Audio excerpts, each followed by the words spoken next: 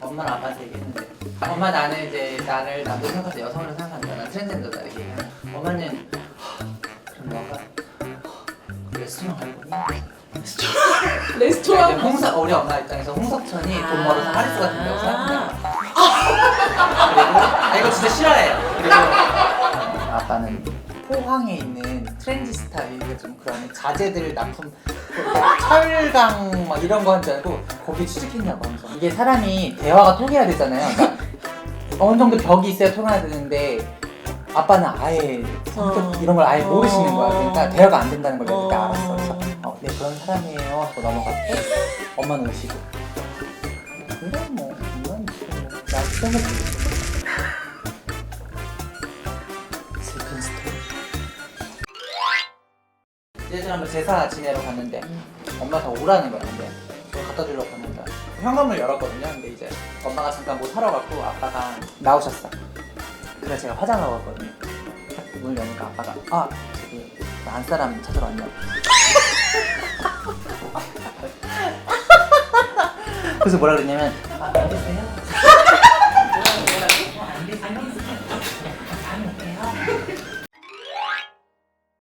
아빠가 이렇게 내려오고 있었어요. 우리 동네 언덕길이거든요. 인천공, 우리 집 인천공 언덕길. 아빠가 내려오는데 난 아빠가 반가워가지고 아빠 안녕하세요. 근데 이제 아빠가 안 들렸나 봐요. 안녕하세요. 그러니까 이제 아빠는 동네 사람 들고 아이고 안녕하세요 하더니 내려갔어요.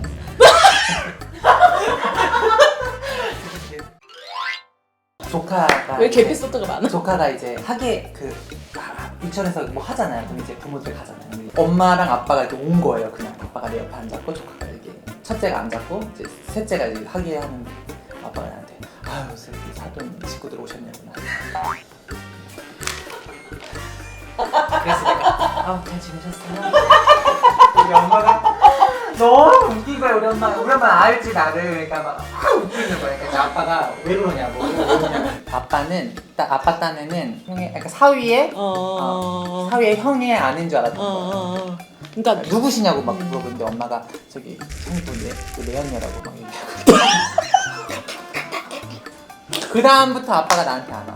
그러니까 무슨 말이냐면 아빠가 오면은 그 사람이 불안한 게 느껴져. 그러니까 싫은 게 아니라 무서운 거야. 그래서 그러니까 무섭다기보다는 어려워하니까 왔어 하더니 가고 엄마한테 살짝 물어봐. 저는 저 한 번씩 그걸 좀 불편해하시는구나. 아니 불편한 거 차라리 나를 싫어하면 내가 싸우겠는데 싫어하는 것도 아니야. 그냥 어려워해. 어려워하시는구나. 좋아하는데 어려워해. 그게 이제 또 아빠 이게 아프시고 나니까 이제 나만 찾아. 우리 식구 중에 내가 가장 이쁘거든. 엄마랑 언니 못생겼거든. 그래.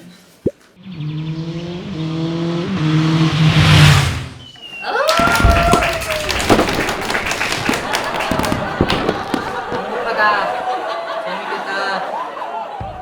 자, 무엇이든 시켜도 되지만 다 해드리지는 못하는 하지만 믿음직한 전국 퀴어 고민 해결 서비스 본부 퀴 서비스 진행을 맡은 넝쿨입니다. 반갑습니다.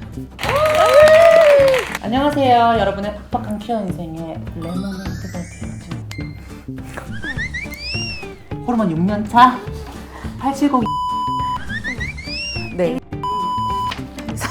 경도 남양주시에서 태어났고요. 13남매 장남으로 태어나서 지금은 조상님도 못 알아보세요. 네. 박예빈입니다. 반갑습니다. 네, 일단 저희 프로그램을 조금 소개를 해보자면요. 이 연부동 TV의 거국적인 스타트를 끊는 프로그램인데요. 어머, 난리 났네요. 귀걸이가 막 떨어지고 난리가 났네요. 네. 잘 될 건가 봐. 맞아. 보통 왜 맞아, 그 맞아. 앨범 낼 맞아, 때 귀신 맞아. 소리 들고 그러면 다 대박 난대잖아. 맞아, 나도 잘 될 거. 커밍아웃 하기 전에 혹시 불렀었어. 이 프로그램 이름이 뭐죠, 에디님? 퀴 서비스입니다. 퀴 서비스. 퀴 서비스. 퀴 서비스. 네. 퀴 서비스. 잔망스러워라. 퀴 서비스. 네. 아니, 여기 나와있잖아. 다양한 버전으로 퀴 서비스 말해보기. 그래서- 난 지금 4가지 했어. 아니 어떤 그럼 프로그램? 너가 해봐요. 아니 키 서비스 이런 거? 미안해. 키워들의 일상 다반사 순도 100% 리얼의 사연들만 소개해드립니다. 네. 사연 보내주세요. 컬투쇼를 이기고 싶어요. 여러분들의 일상 사연을 보내주시면 저희가 최대한 해결하기 위해서 노력해 보도록 하겠습니다. 네, 사연 보내주세요. 우리가 살아가는 안 되는 것이 모바일 컴퓨터장이 달려왔죠. 감사합니다. 아, 근데 나 결혼 3번 시키